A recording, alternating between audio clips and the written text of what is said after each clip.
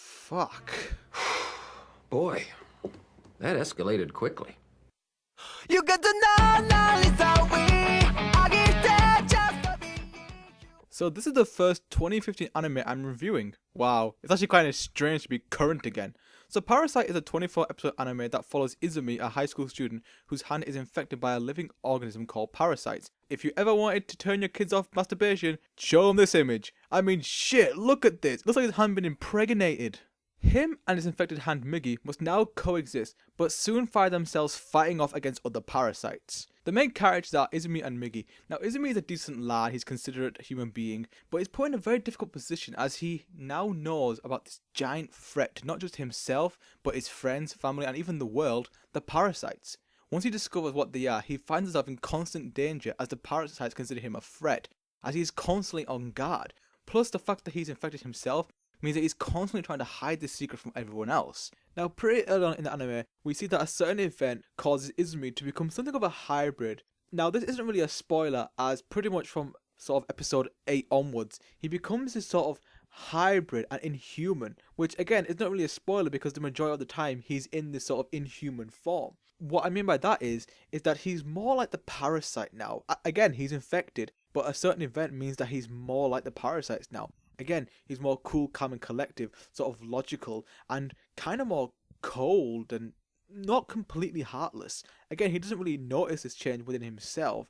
We notice that he's able to brush things off far easier than any other human should, and it's really interesting to see how the other characters play off that. They keep saying to him that he's no longer human, he's very different. It's kind of interesting to see how he's kind of lost his humanity. In fact, there's a scene in which he actually throws a dead puppy in the bin. I mean, that's pretty fucked up, man. Then again, there are quite a few moments in this where some people are just literal assholes. I mean, literally, the stuff they do is like Kanye West level of douchebaggery. Now, Miggy is his right hand. He is completely void of any humanity whatsoever. And again, he's a parasite. He's a creature. He's an insect. He's not really caring, compassionate human being. In fact, the times where he does kill other parasites, it's not because he shares Izumi's values of protecting life. He's doing it out of selfishness, really. He's just doing it to protect him, vice versa, protecting himself. And it's kind of interesting to see the playoff between Izumi and Miggy, as Miggy can't understand why he's doing these sort of things. Sometimes he just downright refuses to do anything for him just because it's not within his interest. Just because he doesn't have any sort of emotion doesn't mean he has no character whatsoever.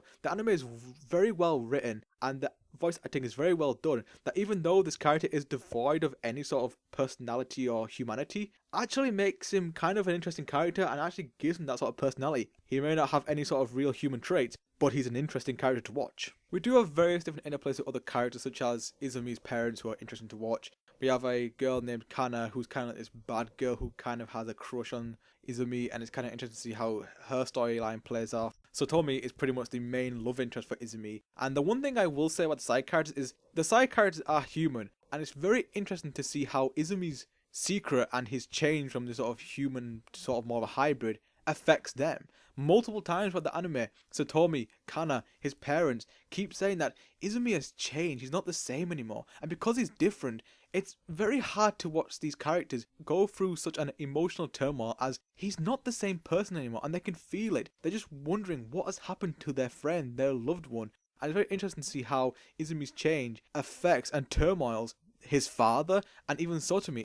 Now it's time to talk about one of the main aspects of the show, the parasites themselves. The parasites are kind of left in the dark. We don't fully know who they are or where they came from, although we do see that they do come from green testicles from the sky. What they do is that they essentially take over human hosts. They're little like sort of slithering things that crawl up you and into your brain and infest you and pretty much use your body as its host. It essentially takes over the body. So they're kind of like body snatchers essentially. And the really cool thing about his parasite is that they're able to morph. They kind of have these sort of weird tentacly blade arm things. They're able to morph their heads into different people. Kind of seems like something out of The Thing. Not this thing, that thing. The parasites are an interesting creature, as they're kind of carnivorous, even downright cannibalistic technically if you think about it, as they eat human beings. Each parasite is kind of different. They don't really act the same.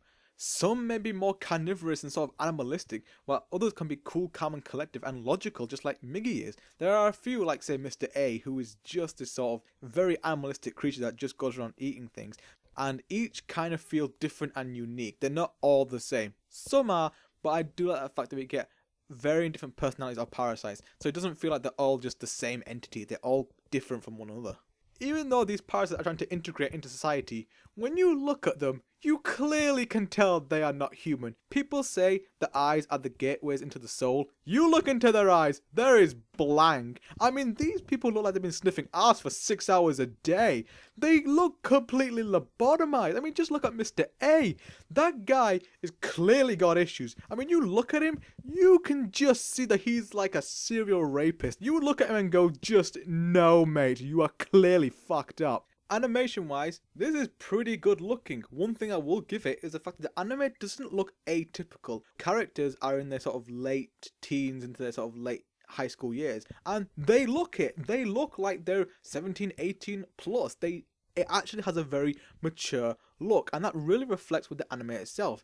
Again, the anime doesn't do any sort of atypical anime cliches. The fact that this art direction really reflects that. This anime is pretty serious, it's pretty mature, and the art direction really fits well with it. And because it's sort of like a survival horror, more mature, there is a lot of blood and gore in it, and the actual designs on the parasites are absolutely disgusting, but not in a bad way. I mean, they're sort of really weird, ugly looking creatures. One thing I will say is that a few of them do kind of look the same. I mean, when you see one parasite do that weird head tentacle blade thing, you've seen them all because they kind of look the same, except for one, which I don't really want to spoil, but I will say that the last one you see in this anime is pretty friggin' terrifying. It's pretty scary to see some of these things. I do like the attention to detail with the parasites. Like, if you look how their tentacle arm things are, it looks like actual tendons, you know, like actual muscle meat in there. It's pretty horrifying. It's really ugly, but in a good way. I love the look of the parasites. They look pretty interesting.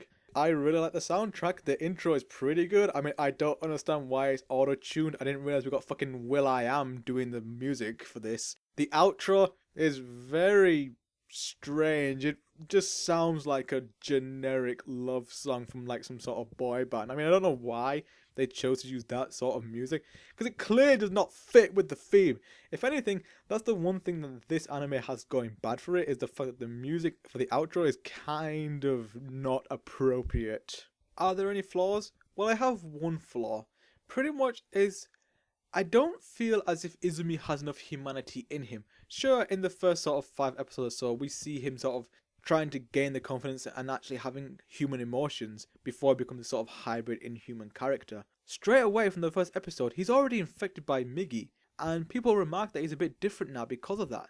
I feel as if we can't connect to him as a human being straight away. I mean, sure, for the first few episodes you can, and then you kind of get disconnected with him. I feel as if this anime could have benefited from a episode 0, pretty much showing Izumi's normal average day life before he got infected. I think that would really solidify him as more of a human being and more of a character when we see what he lost because of the parasites. Do you know what the most interesting thing about Parasyte is?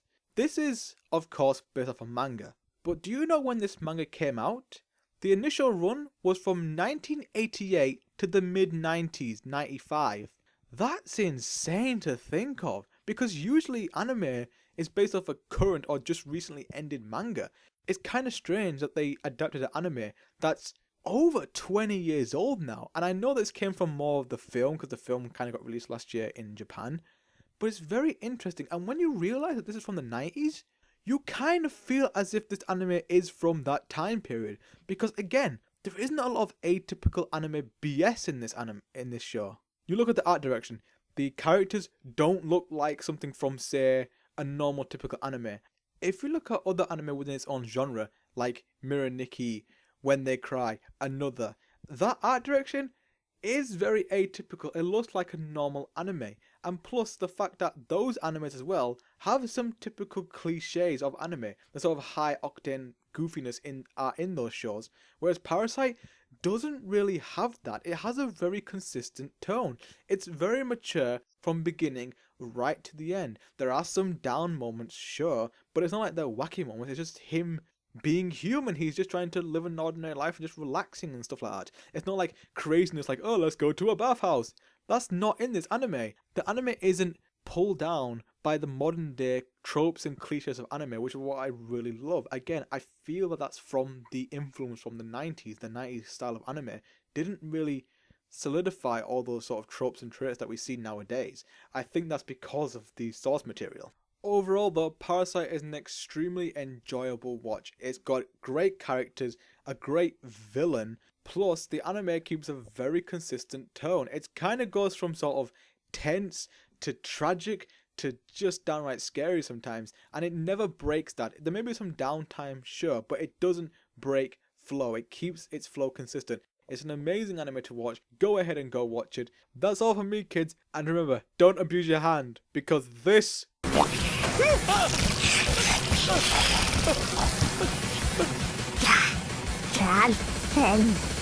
could happen to you.